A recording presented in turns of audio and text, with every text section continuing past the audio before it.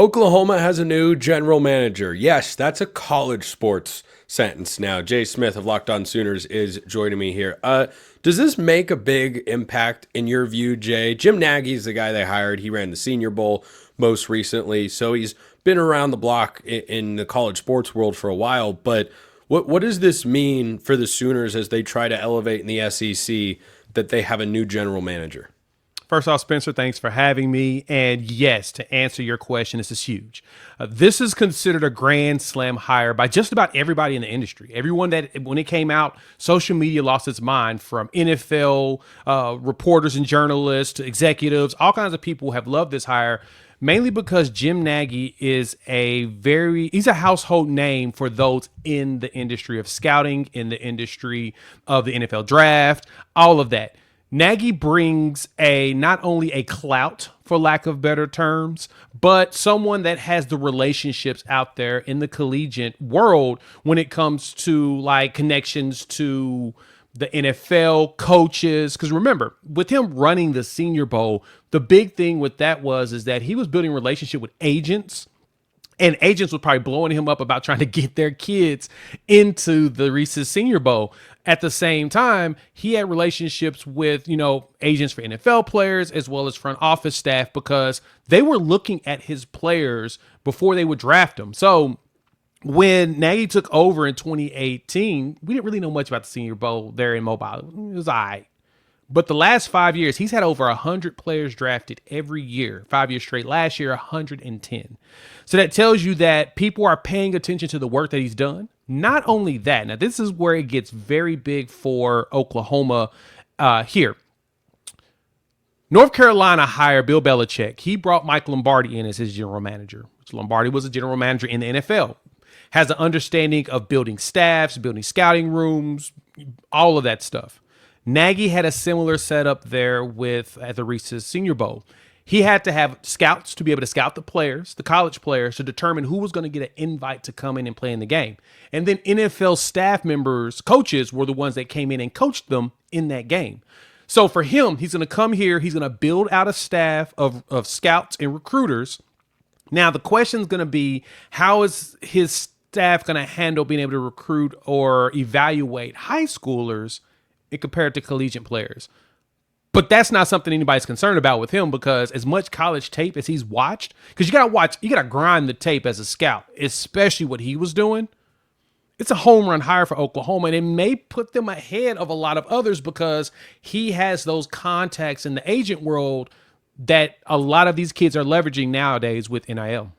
So the general manager concept, I don't know that every school or even every major program has someone that has this defined of a role where, hey, I'm the general manager of Oklahoma football. I'm the general manager of North Carolina football. But in other places, it is a collaborative effort. Maybe you have 2 or 3 people that work to assemble the roster, handle portal, NIL, relationship with a collective, and all that sort of stuff. But Nagy now comes into Oklahoma where you're trying to go to the top of the SEC. That's the goal, right? That's the expectation, I think, for some Sooner fans out there. What does he need to do to get Oklahoma's roster to an SEC championship level? So, because of the way that the world of the NCAA is going, the most interesting part about his job is going to be how he handles NIL and compensation. And this is where that advantage comes in for Oklahoma. Jim Nagy, as the guy, executive director there at the Reese's Bowl, I'm going to keep referring to that just because I want y'all to understand this point. He was not only finding top players to come to that game, but he was also finding those hidden gems, those players that people didn't really pay attention to from smaller schools and all of that stuff, right? When it comes to him having a budget, when it comes to NIL that he's going to have to follow, because it's going to be a cap based upon how much revenue and the revenue sharing is going to be in the pool. He's going to have to be able to budget out your 5 stars with players that can come in and be reserves, or find a hidden gem in there that could come in and show out and extend themselves up the chain on the compensation level. That's where Jim Nagy gets a little bit of an advantage compared to others. Like, other teams have them. Like, for example, when Alabama hired Kalen DeBoer, one person he brought with him was Courtney Morgan. Courtney Morgan was the general manager there at Washington. It was a different type of general manager than it is today, which now includes compensation. But he did that at Washington as well as Michigan, which was his purpose, was helping build the roster. And that is what Jim Nagy's focus is going to be, is building out the roster in collaboration with the coaching staff and helping them find players that they may not have been able to see before because they didn't have the manpower to grind the tape, while also watching enough players in the transfer portal and leveraging those relationships to find the right kids that could come in. So that's what you're going to expect him to see. A lot of collaboration with the staff. You'll see him also find some of those hidden gems out there, maybe some smaller school kids that show up, show out, like a Jared Verse type, and be able to pull them in, a Braden Fisk that also went to Florida State, bring in a player like that, and then be able to build a roster based upon the hierarchy of pay that allows you to be really competitive.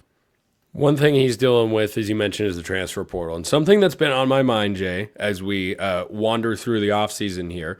Today, I think, is the last day of February. Yeah, 20. It's not a leap year, so 20.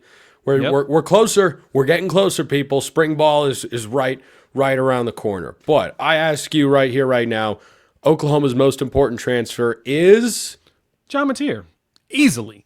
You bring in a quarterback who actually put up numbers, right? 3,100 passing yards, over 800 yards rushing, 44 total touchdowns. He's the biggest piece that you needed.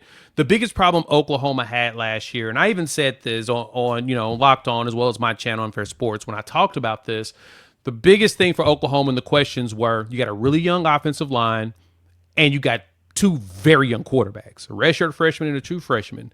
The hopeful saving grace for him was supposed to be the skills guys, your running back room as well as your wide receivers. Well, on top of young wide receivers being hurt, and then you lose 6 wide receivers, all of the receivers. All of the receivers. It's kind of hard for a young quarterback to try to figure it out by himself. Like, literally, he's by himself.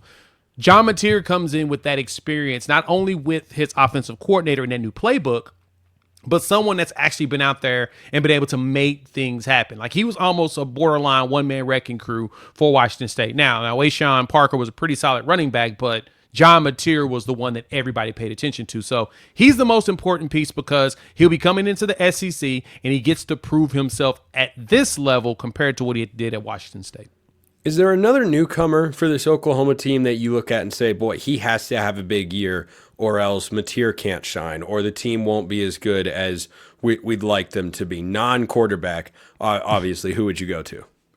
It's probably going to be someone in the wide receiver room, but it would be all of them. But I'm going to give you somebody else. Let's go with Marvin Jones Jr. on the defensive line.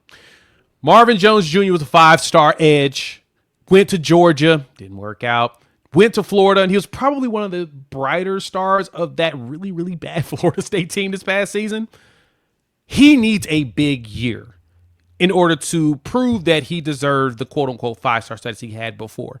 And I think adding him to a edge room that has R. Mason Thomas, who had 9 sacks last season, 6 of those in SEC play, but lost like 3 or 4 guys out of that room as far as graduation because you had a lot of seniors there. Marvin Jones Jr. is going to be very critical in holding up one side of that defensive line with R. Mason Thomas, especially as the young guys right behind him, a Daniel Koye or a PJ Adebaware, get themselves and get their bearings to where they're ready to ascend as top potential playmakers for the team. So I think Marvin Jones Jr. on the defensive side, so I'll give you one on both sides. I think Marvin Jones Jr. is going to be critical in what Oklahoma is going to do this year. Is that Marvin Jones Jr. as in the son of Marvin Jones, the NFL player, or am I just crisscrossing wires and names here? Crisscrossing wires. That Marvin Jones is way too young to have a junior Ooh, sigh in the relief league right now. So exhale. No. I'm exhaling here, Jay, because I was going, wait.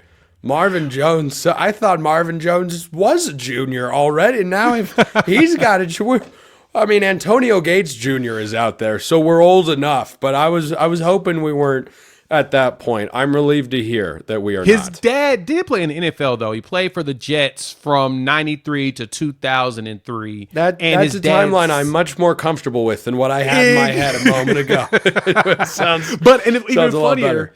his dad's a head coach of an indoor football team, the Tulsa Oilers, up in Tulsa, Oklahoma. So his son is now up the street down the corner from him. So it's pretty convenient and pretty awesome that he gets to actually see his son play one of his last years in college football. Well, that's not too shabby. Neither is any time we get Jay Smith of Locked On Sooners. Appreciate it as always, my man. Appreciate everyone listening. I will see you next time. And until then, hope you have a wonderful rest of your day.